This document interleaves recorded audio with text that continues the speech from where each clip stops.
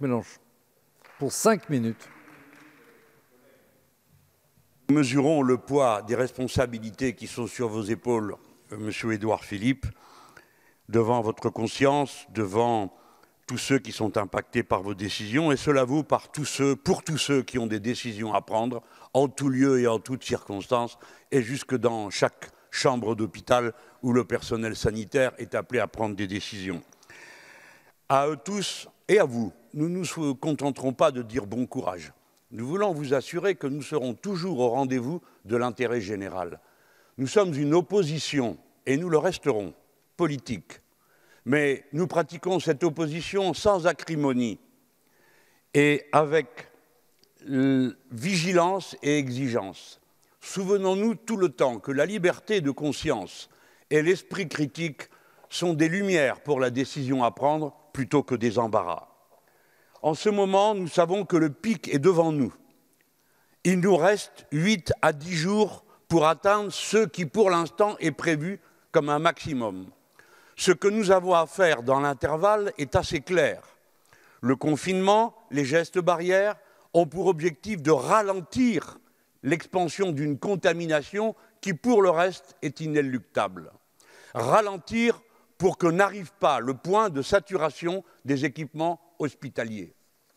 C'est dans cet objectif que nous luttons, empêcher cette saturation. Et pour cela, tous les moyens, sans barguigner, doivent être mobilisés de gré ou de force.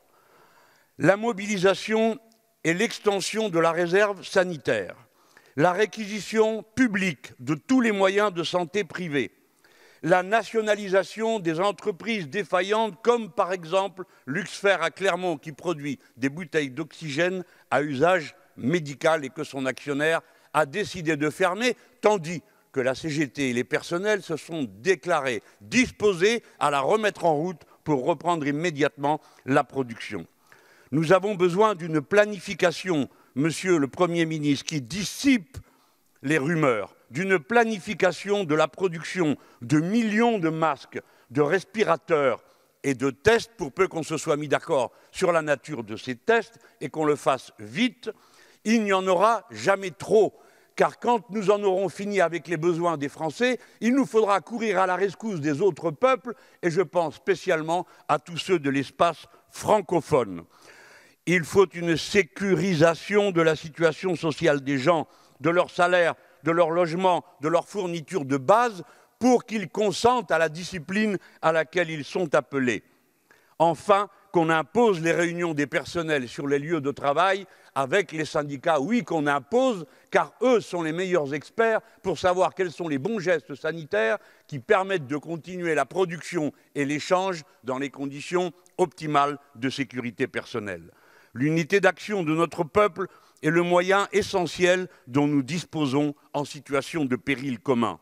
Monsieur le Premier ministre, cette discipline et cette unité n'est pas acquise sur ordre. Pensez, Monsieur le Premier ministre, à la force des symboles.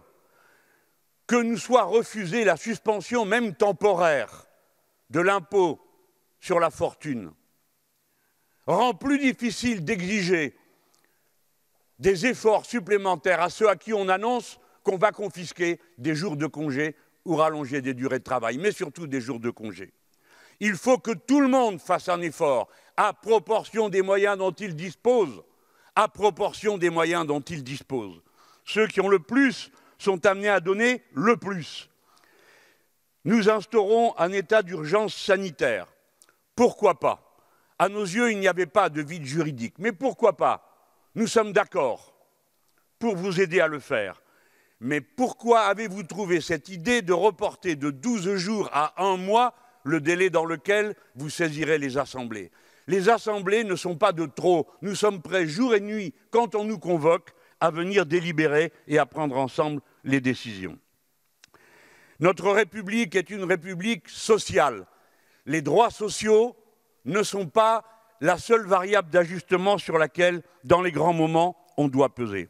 J'achève. Vous nous avez parlé du monde d'après.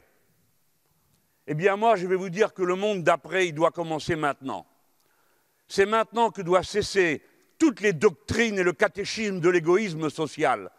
C'est le moment de faire valoir l'intérêt général, l'entraide, la solidarité au sommet de la hiérarchie des normes plutôt que la concurrence de chacun contre tous, libre et non faussée. Collègues, nous allons certainement tous beaucoup changer dans cette période, mais le plus important est de changer d'état d'esprit. Merci, Monsieur le Président Mélenchon. La parole est à Monsieur